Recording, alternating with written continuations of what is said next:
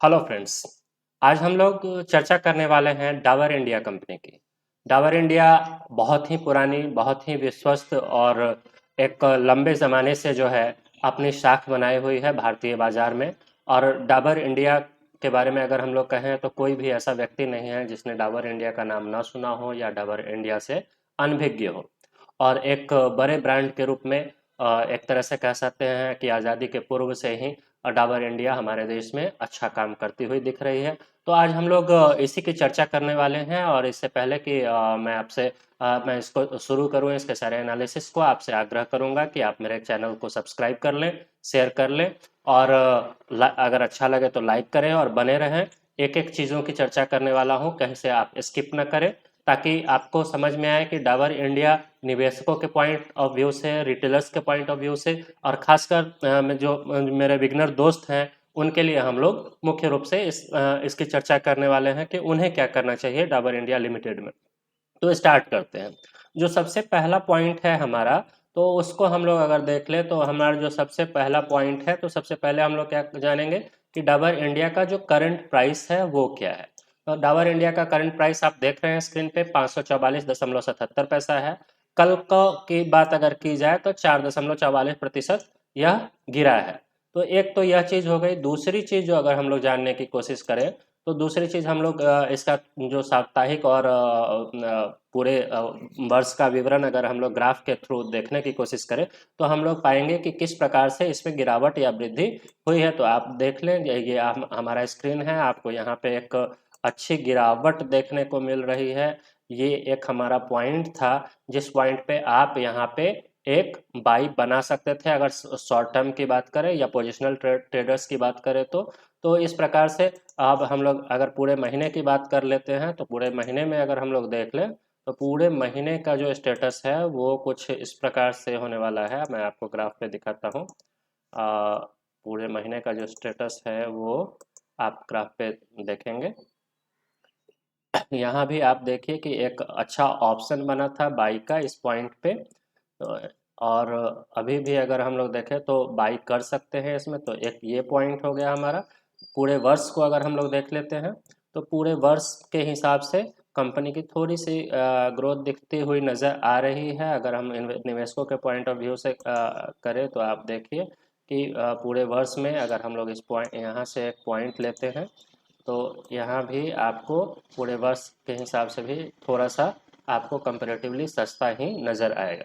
तो ये तो हो गए कि पूरे वर्ष में क्या रहा है, नहीं रहा है इसका प्राइस। आगे हम लोग अगर बात कर ले तो इसके हाई लो की चर्चा कर लेते हैं हम लोग। तो आप देखेंगे कि कल की बात की जाए या लास्ट ट्रेडेड डे की बात की जाए, तो 530 से 546 के बीच में ये ट्रेड कर रहा था। 52 हफ्ते की बात करें अगर हम लोग, तो इसने 482.25 रुपये का लो बनाया था। और लेकिन इसका जो हाई था वो 610.75 था। हाई से अगर हम लोग तुलना करें तो निश्चित रूप से आपको 50% के तकरीबन डिस्काउंट पे मिल रहा है।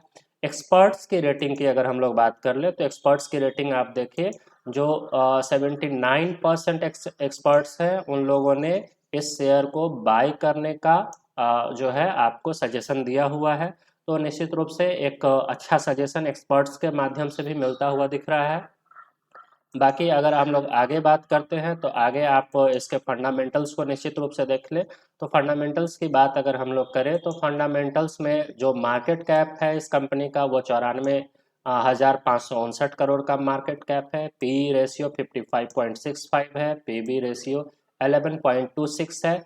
59.52 का पीई है। डेप्ट टू इक्विटी 0.12 है। मतलब एक तरह से इसके पास बिल्कुल भी डेप्ट नहीं है। आगे हम लोग बात करें तो आरओई बहुत ही अच्छा है, 21.68% का आरओई है इनका। ईपीएस 9.59 है। डिविडेंड यील्ड जो है 0.97 है। बुक वैल्यू इनका 49.72 है और फेस वैल्यू ₹1 है।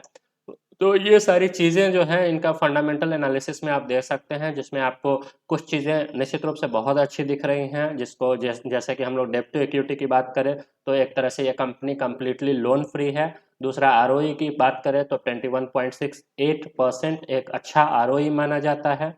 उसके अलावा हम लोग मार्केट कैप तो निश्चित रूप से लार्ज कैप की कंपनी है, अच्छे मार्केट कैप की है। डिविडेंड यील्ड इसका थोड़ा सा कम है। कॉन्स की बात करें तो ये अपने फेस वैल्यू से एक अच्छे ऊंचाई पे ट्रेड कर रहा है। तो ये इसके फंडामेंटल्स थे। आगे अगर हम लोग चर्चा करते हैं इस कंपनी के थोड़ी सी और चर्चा कर ले तो हम लोग रेवेन्यू के बारे में देख लेते हैं, रेवेन्यू का क्या स्टेटस रहा है। तो अगर हम लोग क्वार्टरली बेसिस पर देखते हैं या ईयरली बेसिस पर देखते हैं तो आपको निश्चित रूप से एक वृद्धि यहाँ देखने को मिलेगी। आप अगर देखेंगे तो पूर्व के 2 वर्षों में तो यहाँ से भी आपको एक वृद्धि नजर आएगी। तो निश्चित रूप से एक वृद्धि जो है इसके रेवेन्यू में होती हुई नजर आ रही है। रेवेन्यू के अलावा अगर हम लोग प्रॉफिट की बात कर लें तो प्रॉफिट में भी आपको पूर्व के वर्षों में 2021 से तुलना करें 2022 की तो प्रॉफिट में भी वृद्धि हुई है। हम लोग अगर पोजिशनल ट्रेडर्स के लिए बात करें जो 2 महीने 4 महीने के लिए अगर ट्रेड कर रहे हैं तो उनके लिए यहाँ पे एक क्वार्टर में थोड़ी सी गिरावट देखने को मिली है, जिस कारण से इसका वर्तमान वैल्यू थोड़ा सा गिरता हुआ नजर आ रहा है। तो इस पॉइंट ऑफ व्यू से भी आप इसको देख सकते हैं, समझ सकते हैं। नेटवर्थ की बात कर ले हम लोग, कंपनी के नेटवर्थ जो है तो उसे भी हम लोग को देख लेना चाहिए। तो नेटवर्थ में मार्च 22 की तुलना में सितंबर 22 में आप देखिए एक इजाफा दिखता हुआ नजर आ रहा है। 8381 करोड़ से बढ़कर यह 8810 करोड़ हुई है। तो इस प्रकार से कंपनी में कहीं ना कहीं ग्रोथ नजर आ रहा है। आप इस ग्राफ्स के माध्यम से समझ सकते हैं। आप देखिए 6606 था 2020 में, 21 में 7664 हो गया और अभी वर्तमान में 22 में 8381 करोड़ हो गया।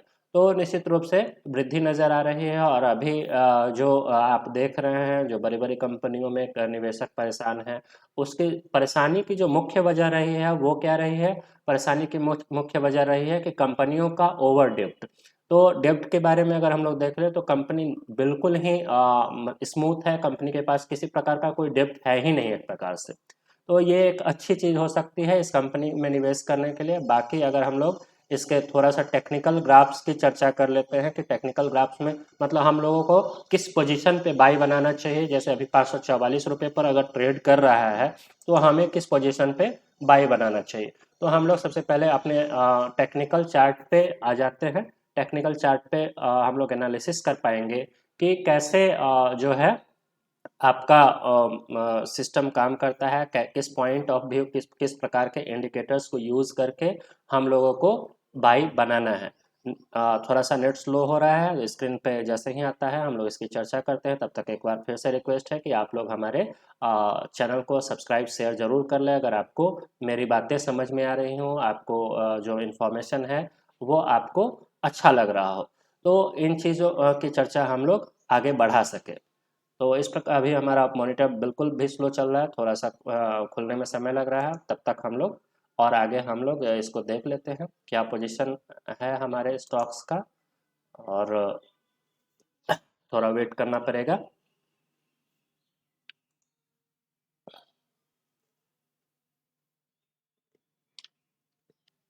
चलिए फ्रेंड्स, हम लोग आ गए हैं अपने स्क्रीन पे। और अभी मैंने आपको, चूंकि मैं शॉर्ट टर्म के लिए पोजिशनल ट्रेडर्स के लिए बात कर रहा हूँ कि अगर 4 महीने 6 महीने के लिए अगर आप इसमें निवेश बनाने की कोशिश करते हैं तो उसके लिए एक बेहतरीन मौका बनता हुआ आपको यहाँ पे आप देखिएगा, आपको दिख पा रहा होगा कि मैंने जो इंडिकेटर यूज़ किया है सुपर ट्रेंड, वो यहाँ पे एक बाई पोजीशन बनाने को कह रहा है। मैंने 1 हफ्ते का टाइम फ्रेम लिया हुआ है, जिसमें कि 1 हफ्ते के टाइम फ्रेम का सेंस ये होता है कि आप जो है वो तकरीबन 3 से 6 महीने के लिए आप इसके आधार पर डिसाइड कर सकते हैं।